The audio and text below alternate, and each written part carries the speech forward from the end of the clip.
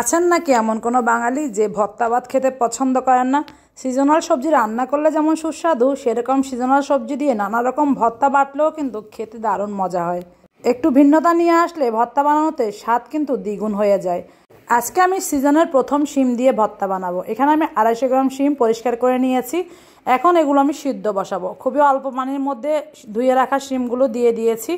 এখন এগুলো ভালো করে সিদ্ধ করে নিব। একদম পানি শুকিয়ে ফেলেছি, দেখতেই পাচ্ছেন। পানি পানি থাকলে কিন্তু পানসে হবে, ভর্তাটা মজা হবে না।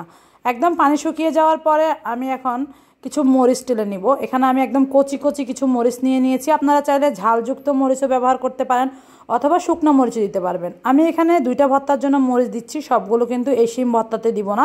এখানে আমি কম ভাগ দিব। তো আমি শিম ভর্তার জন্য আর আরেকটা ভর্তার জন্য একসাথে মরিচগুলো ভালো করে পুড়িয়ে নিচ্ছিলাম।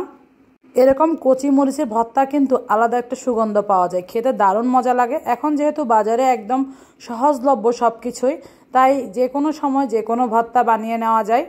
আমি মনে করি এখন শুকনা মরিচ দিয়ে না খাওয়াই ভালো, যেহেতু কাঁচামরিচটা এখন পর্যাপ্ত বাজারে, তাই কাঁচামরিচ দিয়ে খেলে সেটাই ভালো। আমি হালকা করে টেলে নিয়েছি। কোনো রকম তেল কিন্তু মরিচ টালাতে আমি ব্যবহার করিনি। এরপরে আমি বেশ খানিকটা রসুন আর পেঁয়াজ টেলে নিব।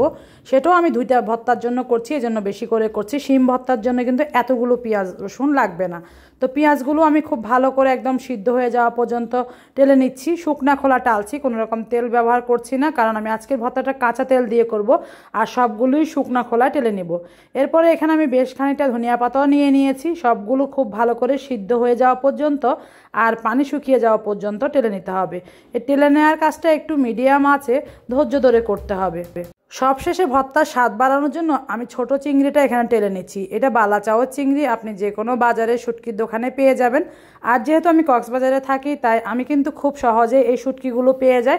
খুব ভালো এই শুটকিগুলো, এগুলো দিয়ে শুধু চিংড়ির তেলেও ভর্তা করা যায়। কিন্তু আমি আজকে শিম ভর্তার স্বাদ বাড়ানোর জন্য এই শুটকিটা দিব। আপনার কাছে শুটকি না থাকলে আপনি শুধু চিংড়ি মাছ অথবা যে কোনো মাছ দিয়েও করতে পারবেন, অথবা মাছ শুটকি ছাড়াও কিন্তু শুধুমাত্র শিমের ভর্তাটাও অনেক মজা হয় খেতে। সবভাবে করা যায়, এক এক সময় এক একভাবে করি আর কি। তো আমি আজকে এই শুটকি দিয়ে করবো, এই জন্য শুটকিটা তেলে রেখে দিয়েছি। আর মোটামুটি যখন সব কিছু ঠান্ডা হয়ে এসেছে, তখন আমি শিলপাটায় বেটে নিচ্ছি। এই কাজটা কিন্তু আপনারা চাইলে অবশ্যই ব্লেন্ডারে করতে পারবেন, তবে ব্লেন্ডারের বাটা ভর্তা আর শিলপাটার ভর্তার কিন্তু কিছুটা পার্থক্য অবশ্যই থাকে স্বাদের দিক থেকে। হাতে সময় কম থাকলে বা বাটাবাটি করতে ইচ্ছে না করলে তখন কিন্তু ঠিকই আমরা ব্লেন্ডারের সাহায্য নেই। আর হাতে সময় থাকলে যখন মনে হয় যে একটু শৌখিনভাবে খাওয়া দাওয়া করব, তখন কিন্তু শিলপাটায় বেটে নেওয়াটাই বেটার। তো আমি সব কিছু খুব ভালো করে শিলপাটায় বেটে নিচ্ছি, পেঁয়াজ রসুন ধনিয়া পাতা কাঁচামরিচ সব কিছুই। আর শিম তো আগে বেটে নিয়েছি। শিম বাটা একদমই ঝামেলার কাজ নয়, এটা নরম সিদ্ধ জিনিস, বাটতে বেশি সময় লাগে না। কারা কারা আছেন ভর্তা খেতে পছন্দ করেন, তারা অবশ্যই আমার ভিডিওতে কমেন্ট করে যাবেন। কারণ আমরা বাঙালি কিন্তু ভর্তা ভাত ছাড়া কল্পনাও করতে পারি না। বিভিন্ন সময় আমরা মাছ মাংস খেতে যদি একটু বিরক্ত হয়ে যায়, স্বাদ পরিবর্তনের জন্য কিন্তু ঠিকই আমরা ভর্তাটাই বেছে নেই।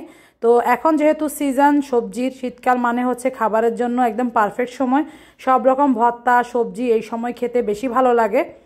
তো আমি চিংড়িগুলোও আলতো বেটে নিয়েছি, একদম মিহি করে ফেলেনি। একটু খেতে মুখে লাগলে বেশি ভালো লাগবে। যেহেতু আমি শুটকিটা ভালো করে টেলে নিয়েছি, একদমই কাঁচা নয়, তাই এটাকে আর খুব বেশি মিহি করে বাটার কোনো প্রয়োজন নেই, আর এটা চুলায় রান্না করারও প্রয়োজন নেই। এখন আমি সব কিছু উপকরণ খুব ভালো করে হাত দিয়ে মিশিয়ে নিচ্ছি। এখনও পর্যন্ত কিন্তু মূল উপকরণ লবণটা আমি ব্যবহার করিনি, কারণ আমি লবণ দিয়েছি কিনা সেটা চেক করে নিলাম, না আমি দেইনি। এরপর আমি স্বাদ মতো লবণ আর সবশেষে সামান্য একটু সরিষার তেল দিয়ে মাখিয়ে নিচ্ছি। এই ভর্তাটাতে একদমই স্বাস্থ্যসম্মত, খুব সামান্য তেল দিয়ে আমি করেছি। চুলায় আর রান্নার ঝামেলাও নেই, জাস্ট শিলপাটায় বেটে তুলে নিলে হয়ে যাবে। গরম ভাতের সাথে মাখিয়ে খেতে কিন্তু এই ভর্তাটা দারুণ মজা লাগবে। সেই সাথে আপনি চাইলে এই শীতে চিতই পিঠা, খোলা জালি পিঠা দিয়েও এটা খেতে পারবেন। আজকের এই ভর্তা রেসিপিটা আপনারা কে কোথা থেকে দেখছেন অবশ্যই কমেন্টে জানাতে ভুলবেন না। কার কার কাছে ভর্তা ভালো লাগে তারাও কমেন্ট করবেন। যদি ভালো লাগে তাহলে ভিডিওটি শেয়ার করে রাখবেন। সবাই ভালো থাকবেন, আল্লাহ হাফেজ।